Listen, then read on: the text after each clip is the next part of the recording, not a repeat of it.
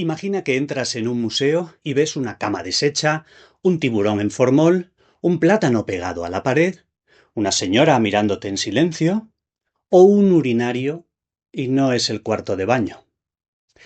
Y te dicen que eso es arte, que si no lo entiendes es porque no sabes lo suficiente. Y si pides una explicación, la entiendes todavía menos. ¿Te ha pasado? Los ejemplos que acabo de poner son reales, pero hoy no voy a decirte si eso es arte o no. De hecho, la pregunta sobre lo que es arte se ha vuelto casi inabordable. Lo que voy a hacer es hablarte de algo más incómodo.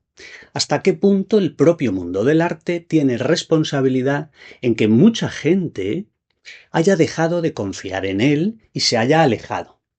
Y también voy a hablarte de cómo puedes tú y de cómo podemos todos volver al arte moderno y contemporáneo sin sentirnos estafados. Este canal nace de una idea muy simple. El arte no es un examen, ni algo que haya que aprender en los libros para parecer más culto. El arte es una experiencia para los sentidos y para la cabeza a la vez. Y no debería hacerte sentir ni ignorante, ni culpable, ni fuera de lugar.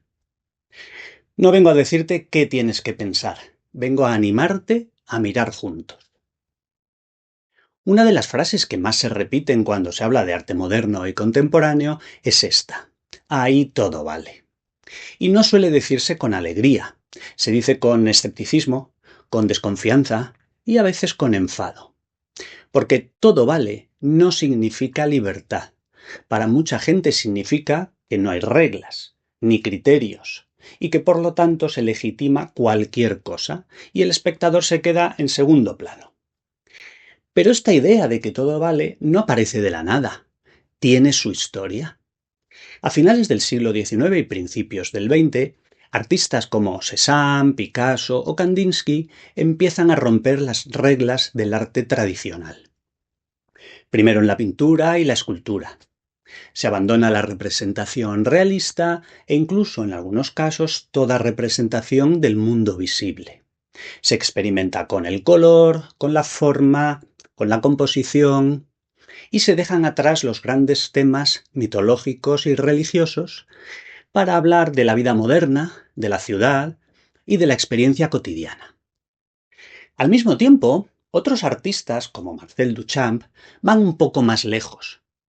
Cuando Duchamp presenta un urinario como obra de arte, no está diciendo hay que mirarlo porque es bello. Está lanzando una pregunta. ¿Qué hace que algo sea arte? ¿El objeto o la idea? Este gesto abrió una puerta enorme. Gracias a él, hoy existen formas de hacer arte que no son solo las tradicionales: instalación, performance, arte conceptual.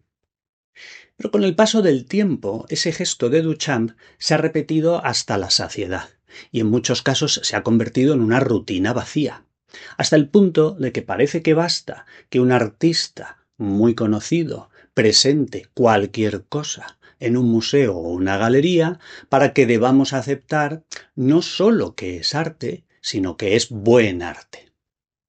Y siempre hay alguien dispuesto a decirnos que si no lo vemos así es porque no sabemos. Un plátano pegado a la pared, un objeto cualquiera en un pedestal, una acción extrema repetida una y otra vez. Algunas de estas obras funcionan, otras no. Y el público lo nota. Tú lo notas. Cuando el discurso pesa más que la experiencia, cuando el precio pesa más que la obra, aparece una sensación de estafa. Y esa sensación no es falta de conocimiento ni estupidez, es una reacción legítima. ¿Significa esto que debamos rechazar de plano todo el arte moderno y contemporáneo? Para mí la solución no es ni rechazarlo ni aceptarlo a ciegas. Es cambiar la forma en la que nos acercamos a él. Buscar la manera de disfrutar de la experiencia. En este canal voy a hablarte de arte sin fingir que todo es aceptable, sin jerga innecesaria y sin pedir fe. También sin rechazar algo sin haberlo intentado antes. Voy a conectar el arte de hoy con el de hace 100 años. Y juntos vamos a recuperar algo fundamental. el disfrute. Mirar arte y pensar también puede ser placentero. No todo vale en el arte. Si todo valiera igual, nada importaría de verdad. Pero tampoco hay una sola forma correcta de mirarlo. No tiene por qué gustarte todo. Lo que quiero es darte herramientas para que decidas por ti. Lo que el arte necesita es tiempo, mirada y curiosidad. Gracias por verme. Si te interesa este enfoque y te ha gustado el vídeo, suscríbete y dale a me gusta. Te espero en el próximo.